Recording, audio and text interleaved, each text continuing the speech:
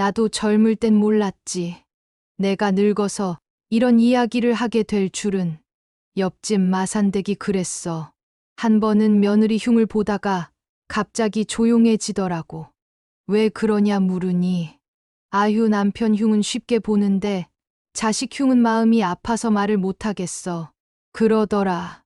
그 말이 그땐 그냥 지나가는 소리처럼 들렸는데 지금은 그 말맛을 뼈로 느끼며 살고 있어. 부모 마음이라는 게 참 이상해. 자식이 미워도 미워할 수가 없거든. 서러워도 서러움을 입 밖으로 꺼내지 못하고 원망해도 그 원망이 가시처럼 마음 안에만 남아. 그러다 보니 살다 보면 부모라는 자리가 참 묘하고 따뜻하고 외롭고 아픈 자리라는 걸 늙어서야 깨달아. 내 이름은 없어. 동네 사람들은 나를 그냥 등산댁이라고 불러. 옛날에 남편이 살아있을 때 둘이서 산 타는 걸 참 좋아했거든. 그래서 다들 나를 등산댁이라고 부르기 시작했지.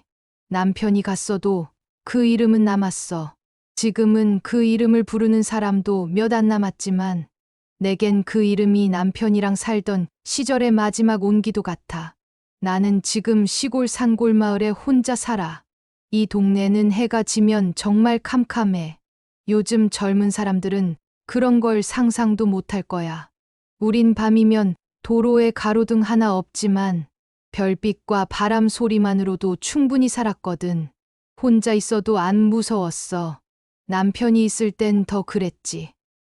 지금은 남편 사진이랑 나 둘이 사는 느낌이야. 그나마 말벗해주는 것들은 새소리, 바람, 그리고 가끔 찾아오는 동네 사람들 뿐이지. 근데 말이야, 정말 힘든 건 혼자 사는 게 아니야. 혼자라도 괜찮다고 생각하게 된 내가 더 서글픈 거지. 사람이 늙으면 누군가에게 의지하고 싶은 마음은 사라지질 않아. 근데 그 마음을 꺼내놓을 사람이 없는 게 그게 제일 외로운 거야. 특히 추석이나 설 같은 명절이 가까워지면 괜히 더 마음이 복잡해진다. 그때마다 아들이 전화를 해. 근데 그 전화는 엄마 보고 싶다가 아니라 엄마, 서울 좀 올라오세요. 이 말이 목적이야. 듣기만 해도 알잖아. 뭔가 부탁하려고 하는구나. 아니나 다를까. 아들이 꼭 하는 말이 있어. 엄마, 해피 좀 봐주세요. 그 해피가 누군지 아나? 내 손주가 아니야. 내 며느리가 350만 원이나 주고 데려온 치와와야. 처음엔 진짜 아이를 입양해서 데려온 줄 알았다니까. 해피가 누구냐? 하니까 우리 애요. 그러는 거야. 순간 나는 애를 낳았었나? 순간 착각을 했지. 근데 그 애가 걔였다. 그날 이후 나는 한 가지 진실을 느꼈다. 나는 이제 이 집에서 걔보다도 순위가 아래구나. 처음엔 설마 했지. 인생 그렇게 허무할 리가 없다고. 내가 애 낳고 키워놓은 아들이 설마 엄마보다 걔를 더 신경 쓰겠냐고. 그러나 현실은 달랐다. 서울 올라가면 나는 아들네 집에서 손님이 아니다. 게스트도 아니다. 정식 명칭이 있다. 그게 뭐냐고? 걔 돌봄이. 아들 내외는 평소엔 전화를 안 해도 여행 간다. 출장 간다. 하와이니 일본이니 해외 간다. 이럴 때는 신기하게도 전화가 와. 엄마, 서울 좀 오세요. 해피 맡길 데가 없어요. 너무 자연스럽게 말한다. 부탁이 아니라 마치 내가 당연히 해줘야 하는 일처럼. 나는 그 전화 받을 때마다 입 안이 쓸어. 그리고 가슴은 뜨거운데 온몸은 차갑지. 말로 표현하기 힘든 감정이야. 그래도 나는 올라가. 왜냐고? 부모 마음은 참 별 수 없다. 아들이 힘들다는데, 아들이 부탁한다는데, 거절하는 게 마음 아프니까. 우리 세대 부모들은 다 그렇지 않나? 평생 자식 위에 자기 몸을 갈아 넣어 키웠으니 자식 부탁을 거절하는 게 더 괴로운 거야. 근데 서울 가면 항상 며느리가 메모 한 장을 건네줘. 처음 받았을 때는 뭐라 할까? 진짜 종이 한 장에 내 위아래가 다 정해지는 느낌이 들었어. 그 메모에는 해피의 하루 일과표가 적혀 있어. 아침 8시 유기농 오리고기, 점심 1시 저염 사료 40g, 저녁 6시 럭셔리 닭고기, 7시 목요, 산책 2번 40분씩, 방 온도 26도 유지. 그리고 어머니, 해피는 보통 개가 아니에요. 해피는 저보다 동우 씨를 더 좋아하니까 잘해주셔야 돼요. 이렇게 말해. 어찌나 당당한지 말투 하나하나가 나를 내려다보는 것 같더라. 그때 나는 내 마음속에서 어떤 게 쓱 하고 꺾이는 걸 느꼈어. 살아오면서 뭐 큰 욕심 부려본 적도 없는데 단 한 번도 내가 걔보다 못한 취급을 받을 날이 오리라 생각해 본 적은 없었거든. 며느리는 그래도 말은 예쁘게 해. 상냥하고 미소도 밝아. 근데 나는 이상하게 마음이 불편해. 그 미소 속에 어머니는 그냥 해피 봐주는 분. 이런 의미가 숨어 있는 것 같아서 내 마음이 삐딱한 건지 아니면 정말 그런 건지 헷갈릴 때도 있어. 근데 어느 날 그 미소가 진심인지 아닌지 확실히 알게 된 날이 있었어. 그날은 며칠째 허리가 너무 아파서 밤새 뒤척이다가 겨우 아침을 맞았어. 아침에 해피 밥 주고 있는데 아들한테 전화가 오더라. 엄마, 해피밥은 잘 먹었죠? 산책은요? 요즘 해피 컨디션 별로니까 신경 써야 돼요. 내 안부는 묻지도 않았어. 내가 엄마 속이 좀 쓰려 하고 말꼬리를 꺼내자. 아들은 엄마 또 과식했지? 약 먹고 동네 병원 다녀와요. 딱 이 한마디.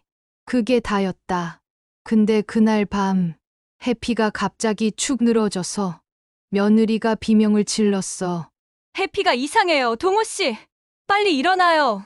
아들은 자다 벌떡 일어나서 안경도 제대로 못 쓰고 개를 안고 뛰쳐나갔다. 그 늦은 시간에 동물병원 불 켜진 데를 찾아서 차 몰고 달려갔다니까. 나는 그 장면을 문틈으로 보면서 가슴이 왜 이렇게 휑하고 서늘한지 지금도 그 감정은 말로 표현이 안 돼. 내가 해피보다 못한 존재가 된 건가? 그 생각이 그날 밤 나를 잠들지 못하게 했어. 며느리의 태도, 아들의 반응, 동물병원 달려가는 모습까지 보면서 나는 한밤중에 깨달았어. 아, 내가 이 집에서 마지막 순번이구나. 이 집에선 개 아들 부부, 가전제품 화초. 그리고 제일 마지막이 나야. 그 순서가 너무도 분명하게 느껴져서 가슴이 아팠어.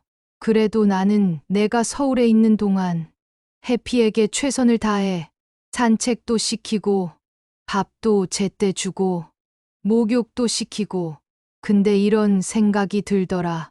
나는 왜 이렇게 살고 있지? 왜 나는 자식에게서 인정받으려고 이렇게 애쓰지? 눈물이 터질 것 같은 날이 많았어.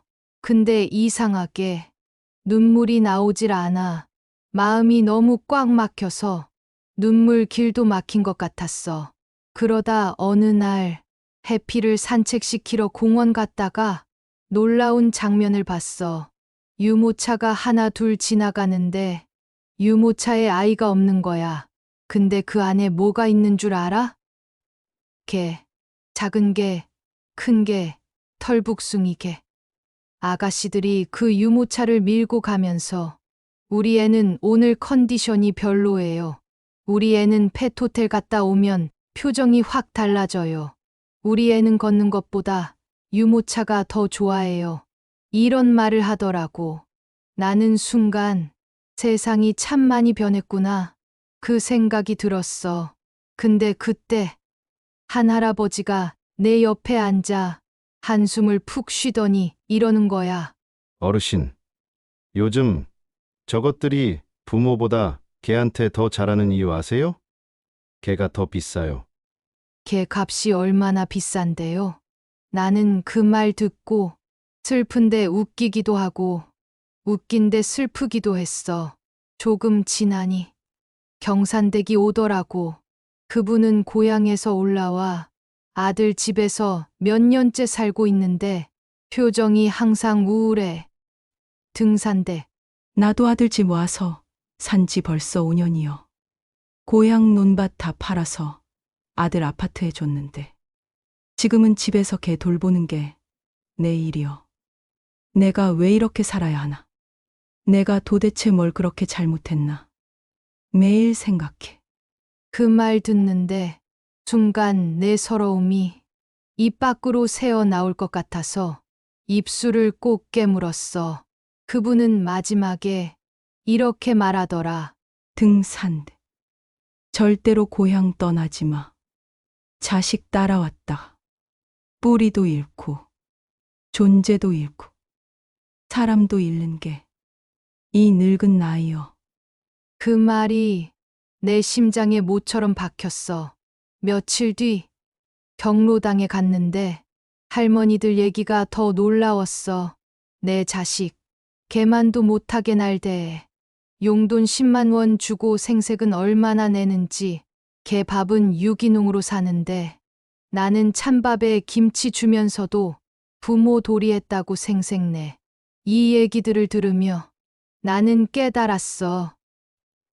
아, 내가 혼자가 아니구나. 부모가 자식에게 느끼는 서러움은 말하지 않을 뿐 다들 마음속에 품고 사는 거구나. 그러던 어느 날, 그날이 내 마음을 완전히 뒤집어 놓은 날이었어. 아들이 친구와 통화하는 걸 우연히 듣게 됐어. 나도 엄마한테 미안하지. 근데 요즘 회사 너무 힘들고 대출 갚아야 하고 애는 없지만 우리 둘도 빠듯하고 솔직히 엄마까지 신경 쓸 여유가 없다. 그 말이 내 가슴에 쿡 박혔지. 서러움이 확 올라오다가 이상하게 또 연민이 느껴지는 거야. 맞다. 저 애도 자기 삶에서 허우적대고 있구나. 내가 키웠던 그 어린애가 어른이 되어서도 제 인생 하나 버티기 힘든 세상을 살아가는구나. 그게 첫 번째 반전이었어. 그날 밤 나는 오래 앉아서 생각했다. 내가 왜 이렇게 서러운 걸까? 왜 이렇게 마음이 공허한 걸까? 왜 이렇게 누군가에게 기대고 싶을까? 그러다 한 가지를 깨달았어. 내가 나를 돌보지 않았구나. 평생 자식만 보고 살았고, 남편만 챙기고, 집안만 챙기고, 내 삶은 뒷전이었어. 그렇게 살다 보니, 이제는 자식에게 기대고 싶은데, 자식은 이미 자기 인생 버티기에 급급하고, 나는 빈손으로 남은 거야. 그게 이 서러움의 정체였어. 며칠 뒤, 경로당 게시판에 편지 한 장이 붙어 있었어.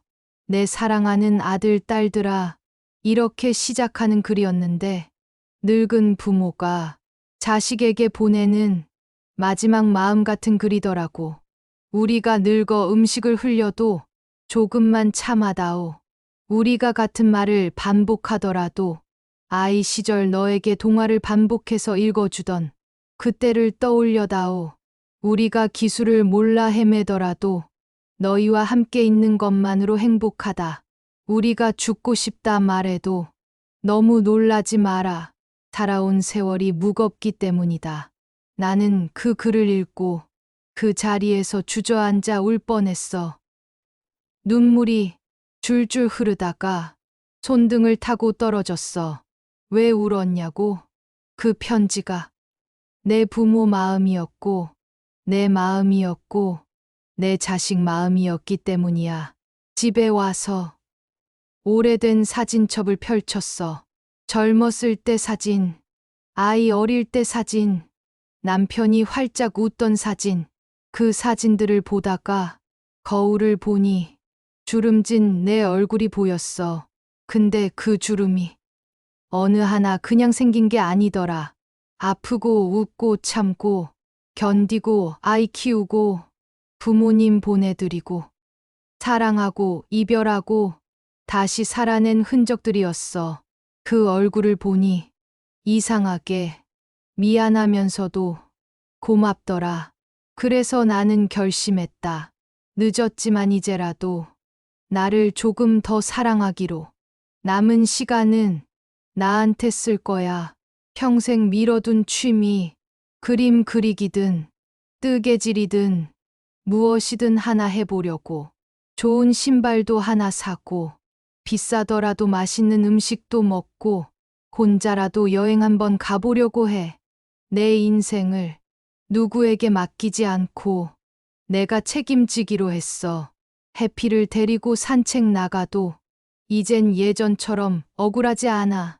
나는 이제 내 삶의 순번을 다시 올려놨으니까 이 집에서 내 순번이 마지막이어도 내 인생에서는 내가 첫 번째야. 내 이야기를 듣는 사람이 혹시라도 있다면 내가 하고 싶은 말이 있어. 우리는 평생 자식에게 사랑받으려고 애쓰며 살았지만 이제는 나 자신에게 그 사랑을 돌려줄 때야. 나를 사랑하지 않으면 그 누구도 나를 진짜로 사랑해주지 않는다. 이게 내가 늙어서 깨달은 가장 큰 진실이야. 이야기가 마음에 닿으셨다면 구독과 좋아요 부탁드립니다. 당신의 손길 하나가 제 노년의 벗이 되어줍니다.